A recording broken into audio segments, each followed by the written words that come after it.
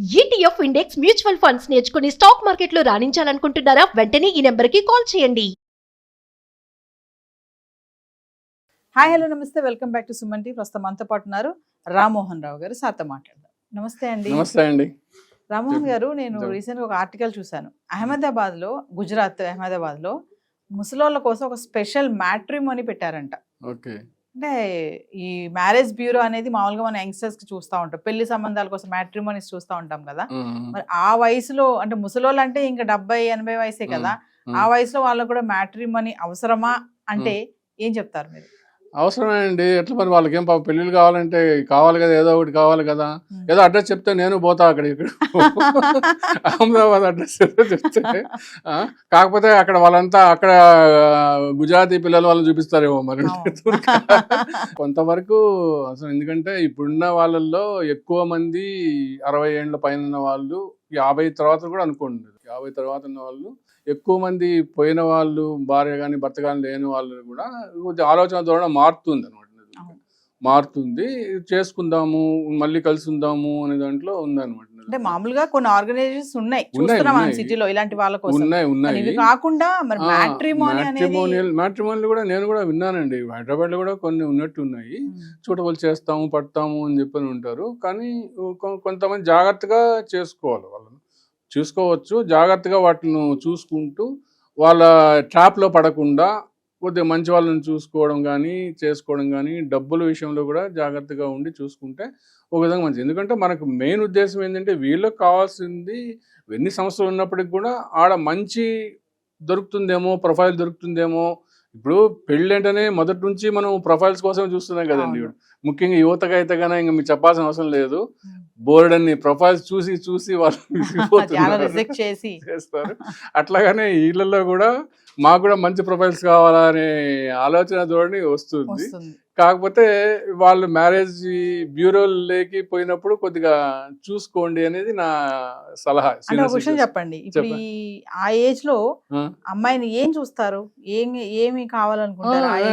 ఏం చూస్తారు? అందంగా ఉండాలనుకుంటారా? మరి ఎందుకంటే ఉండదా ఎవరికైనా కానీ, వాళ్ళకు ఉండవచ్చు కానీ మగవాళ్ళకు అట్లా ఆడవాళ్ళకు కూడా ఉంటుందండి. ఈ మధ్య మేము గమనించినాం. మేము ఆడవాళ్ళలో కూడా, నేను ఒక ఎగ్జాంపుల్ చెప్తానండి. నేను నాకే చెప్తాను. నేను మాకు అయిపోయినాక, కొన్ని పెళ్ళి అయిపోయినాక, అన్నీ అయిపోయినాక, తర్వాత డైవర్స్ అయిపోయింది. అయిపోయినాక చాలా సంవత్సరాల నుంచి డైవర్స్ అయిపోతే మా పేరెంట్స్ కూడా మళ్ళీ చూడాలా అని చెప్పని దాంతో చూశారనమాట కొన్ని. అప్పటికే నాకు 50 years ఉంటాయి అనుకోండి. ఇప్పుడు ఏదైనా 50 years అప్పుడు చూడాలా అని చెప్పి మా పేరెంట్స్ ఉన్నారు. మీ 50 years అప్పుడు మీ పేరెంట్స్ మిమ్మల్ని అడిగారు? పేరెంట్స్ ఉండాలి కదా, మేము ఉంటాము, ఇంతవరకు మేము ఉంటాము, మేము పోయిన తర్వాత, మేము వెళ్ళిన తర్వాత నిన్ను ఎవరో చూసుకోవాలని కావాలి కదా నీకు. అంటే యాక్చువల్ నాకు పిల్లలు కూడా లేరు, ఎవరినో చూసుకో, అది కూడా అప్పుడు ఉన్న దానితో జరగలేదు. కాబట్టి ఆ తర్వాత అయినా కావాలి కదా అట్లా అంటే సరేలే అని చెప్పి ఇది అనుకున్నాను. అంటే అప్పుడు మాకు, అంటే హాస్పిటల్స్లో మేము కొద్దిగా సరదాగా డాక్టర్స్ అందరూ ఉండేవాళ్ళము. ఓపీ చూసుకున్న తర్వాత ఉండేవాళ్ళు, ఫ్రెండ్స్ అంతా ఉండేవాళ్ళు అనమాట. ఒక సంబంధం మా పేరెంట్స్ చెప్పాయని చెప్పి వెళ్ళాము. మ్యాట్రిమోనీ ద్వారా పోయినాం అనమాట.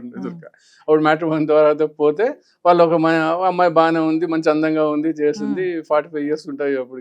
నాకు 50 years అప్పుడు, 40 years. ఆ అమ్మాయి కూడా అప్పటికి ఏదో కొన్ని కారణాల పెళ్లి కాలేదు, లేకపోతే పెళ్ళి అయిన తర్వాత డైవర్స్ అయిందో మొత్తం మీద ఉన్నది అనమాట. చాలా బాగుంది, చాలా అందంగా ఉంది అనమాట. నాకు కూడా నేను ఎత్తుకున్నది కూడా అందంగా ఉండే అమ్మాయి కావాలని చెప్పి వాళ్ళు ఫోటోలు అలా ఇచ్చారు, చూశారు, మళ్ళీ చెప్తాను అనమాట. అది వచ్చేసేసి మా ఫ్రెండ్స్లో మేము ఓపీ అయిపోయిన తర్వాత ఒక 1/2 hour కాఫీ బ్రేక్ అని పెట్టుకుంటాం. డాక్టర్స్ అందరూ కూడా కాఫీ బ్రేక్ అని పెట్టుకుంటామండి. కాఫీ బ్రేక్ అని పెట్టుకుంటే ఆ ఫోటో ఇట్లా నాకు సంబంధం వచ్చింది, అట్లా ఇట్లా అని చెప్పని మాట్లాడుకుంటాం అనమాట. బాగానే ఉంది సార్, బాగానే ఉంది, మీకు నచ్చితే సరిపోతుందా, అమ్మాయికి మీరు నచ్చద్దా? అది కూడా పాయింటే. మీరు బాగుందని చెప్పి మీరు నచ్చుతారు, ఆ అమ్మాయికి మీరు నచ్చద్దా అంటే అమ్మాయి అందంగా ఉంది కాబట్టి అమ్మాయిలు కూడా మంచిగా అందంగా ఉండే అబ్బాయిలు కావాలా అంటే, అప్పటికే నాకు జుట్టు పోయింది కొద్దిగా, అందుకని వాళ్ళకు కొన్ని కోరికలు ఉంటాయి సార్. ఒక విషయం చెప్పండి రామ్మోహన్ గారు, ఇప్పుడు 60-70 వయసులో ఇప్పుడు మళ్ళీ పెళ్లి చేసుకోవాలనుకునే ఆవిడే కానీ అతనే కానీ, ఆవిడలో అతను ఏం చూడాలనుకుంటాడు, అతనిలో ఆమె ఏం చూడాలనుకుంటుంది? మామూలుగా మనం మాట్లాడుకుంటాం, ఇప్పుడు అమ్మాయి అబ్బాయి పెళ్లి చేసుకుంటున్నారంటే అమ్మాయికి ఎలాంటి అబ్బాయి అంటే ఇష్టం ఉంటుంది, అబ్బాయికి ఎలాంటి అమ్మాయి అంటే ఇష్టం ఉంటుంది అని మాట్లాడతాం. మరి ఆ వయసులో వాళ్ళు కూడా ఏం కోరుకుంటారు, అక్కడి నుంచి ఇక్కడ, ఇక్కడి నుంచి అక్కడికి? దీంట్లో చాలా క్లిష్టమైందండి ఇది. ఒక్కొక్కరికి ఒక్కొక్క విధమైనటువంటి ప్రతి ఒక్క వ్యక్తికి వాళ్ళ టేస్ట్ ద్వారా డిఫరెంట్ ఉంటాయి అనమాట. అందరికీ ఒకే రకమైనటువంటి ఇది ఉండదు అనమాట. ఆ ఏజ్ లో ఏం టేస్ట్ ఉంటదండి? ఆ ఏజ్ లో అన్ని అదే అనుభవించారు అనేది కాదు, కొన్ని తీరని కోరికలు ఉండొచ్చు అండి. కొద్దిగా ఉండేవారికి కొద్దిగా వాళ్ళ అనుబంధంలో కొన్ని తీరని కోరికలు ఉండొచ్చు. అంటే ఎన్నో నేను ఎక్కడికి పోను, ఇంట్లోనే ఉంటాను, నేను పిల్లల్ని చూసుకుంటా ఉంటాను అనే భార్యలు ఉండొచ్చు. ఆ భార్యలు పోయినప్పుడు ఈ భర్త ఏం చేస్తాడు, నేను అంతా తిరగాలనుకున్నా నా భార్య ఇంట్లోనే కూర్చొని నేను ఎక్కడికి రాను చేయను అంటే అప్పుడు ఆయనకి ఏం కావాలనిపిస్తుంది, ఇప్పుడు చేసుకుంటా అయినా కానీ నేను నాతో పాటు తిరిగేది, నాతో పాటు పబ్కి వచ్చేది, నాతో పాటు డాన్స్ చేసేది అని అనే ఆలోచన రావచ్చు అనమాట. అప్పుడు జనరేషన్ కూడా ట్రావెలర్ లాగా ఆ వయసులో కూడా తిరగాలి, జర్నీస్ చేయాలి. అప్పుడేమో అప్పుడు ఆ ఇన్నింగ్స్ లోనే ఫస్ట్ ఇన్నింగ్స్ లోనేమో ఆమె నేను ఇంట్లోనే కూర్చో ఉంటా, నేను పిల్లల్ని చూసుకుంటా ఉంటా, నువ్వు బయట పనులు చేసుకొని రా అని చెప్పినట్టు పాపం జరిగిపోయింది అది. ఇంకా అయిన తర్వాత ఇప్పుడైనా చేసుకునే వాళ్ళు నాకు తగ్గట్టు ఉండాలా, నాతో తిరగాల, నాతో ఉండాలా, చేయాలా అనే దానికి ఉండొచ్చు. అట్లా ఉంటది అనమాట. కొంతమంది ఏమో ఎక్కడ లేకుండా ఇంట్లో ఉండేవాళ్ళు, అంటే వాళ్ళ ఆలోచనలు మగవాళ్ళకి కానీ ఆడవాళ్ళకి కానివ్వండి. ఆడవాళ్ళకి అంటే ముఖ్యంగా ఏంటంటే ప్రజెంట్ జనరేషన్ లో ఎక్కువ వాళ్ళు సప్రెస్ అయ్యేవాళ్ళు అన్నమాట. పాతకాలంలో సప్రెస్ అయిపోయి వాళ్ళు ఒక విధమైనటువంటి జీవితాన్ని కోల్పోయి ఉంటారు అనమాట. అటువంటి జీవితాన్ని ఇప్పుడు పొందాలా అనే ఆలోచనలో రావచ్చు. దాన్ని మనం తప్పుపడాల్సిన అవసరం లేదు నిజంగా వాళ్ళు, ఎందుకంటే వాళ్ళ ఇప్పుడు అయిపోయింది. మీరు ఇందాక ఒక వీడియోలో చెప్పినట్టుగా నన్ను నువ్వు ఎక్కడికైనా వెళ్ళినా నన్ను అడగకూడదు అట్లా మరి అట్లానే ఆయన ఇబ్బంది పెట్టగాక ఇద్దరు కలిసి పోండి, ఎక్కడికైనా పోవాలనుకుంటే ఇద్దరు కలిసి పోండి, అంతేగాని నువ్వు ఇంట్లోనే ఉండి నేను పోయేస్తా అని చెప్పినట్టు పాపం వాళ్ళని ఇబ్బంది పెట్టగా. అంటే రామ్మోహన్ గారు మామూలుగా అంటారు కదా, హరే రామ హరే కృష్ణ అనుకునే వయసులో ఇన్ని ఉంటాయా? అన్ని పాతకాలం అండి. ఇప్పుడు హరే రామ హరే కృష్ణ అనుకోవచ్చు. ఇప్పుడు ఎగ్జాంపుల్ చెప్తాను, నా పేరు రామమోహన్ అంటారు అనమాట. పొద్దున పూటంతా నేను సాయంకాలం వరకు జపం చేసుకుంటా, ఇది చేసుకుంటా, అన్ని ఉంటా, భక్తితో ఉంటా నేను. మళ్ళీ ఆ తర్వాత నాకు కూడా హ్యాపీగా ఉండాలా అని చెప్పి, నాకు కూడా ఉండాలా, రెస్టారెంట్కి పోవాలా, ఫ్రెండ్స్తో పోవాలా, అంటే ఫ్రెండ్స్ అంటే అబ్బాయిలతో కాదు అమ్మాయిలతో పోవాలా అంటది.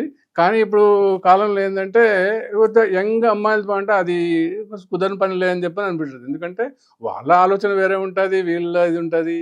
ఇప్పుడు ఇంతకుముందు ఉండేదండి, ఇప్పుడు మాత్రం ఇంతకుముందు కొద్దిగా మంచిగా యంగ్గా ఉన్న వాళ్ళు మనతో పాటు ఉంటే మనకు అది. కానీ వాస్తవానికి అది ఆ విశాల హృదయం ఉన్న వాళ్ళతో ఉంటే చాలా మేలు అవుతుంది. కానీ ఇప్పుడున్న సొసైటీ కొన్ని మిస్యూజ్ అవుతాయి అనుకోండి. ఆ విధంగా యంగ్ అమ్మాయిలు ఉండే వాళ్ళతో ఈ ఎక్కువ వయసు మళ్ళీ వాళ్ళతో ఉంటే కనుక కొన్ని మిస్యూజ్ అయ్యే అవకాశాలు ఉంటాయి. కానీ మానసిక పరంగా చూసుకుంటే వాళ్ళ కొన్ని స్టడీ ఏంటంటే అందమైన అమ్మాయిలతో వాతావరణం ఉన్నప్పుడు మగవాళ్ళలో చాలా ఎక్కువ లైఫ్ ఎక్స్పెక్టెన్సీ వస్తుంది అనేది. ఎక్స్పెక్టేషన్స్ ఎక్కువ ఉంటాయి. లైఫ్ ఎక్స్పెక్టెన్సీ అంటే జీవితకాలం పెరుగుతుంది, సంతోష ఇవన్నీ కొన్ని వేవ్స్ లాగా అవుతాయి అని చెప్పని అంటారు. ఇది ప్రతి ఒక్క పిల్లలు కూడా తెలుసుకోవాలి. తండ్రి విషయంలో కానీ తల్లి విషయంలో కానీ మేము ఉన్నాం కదా, నీకు ఎందుకు ఇంకొకరు అనే ధోరణికి వెళ్లకుండా. అది కాదు, అది దీనివల్ల ఎవరైనా ఆ సంతోషం అనేది వేరే ఉన్నప్పుడు వాళ్ళకు కూడా ఈ కుంగుబాటు అనేది పోతుంది.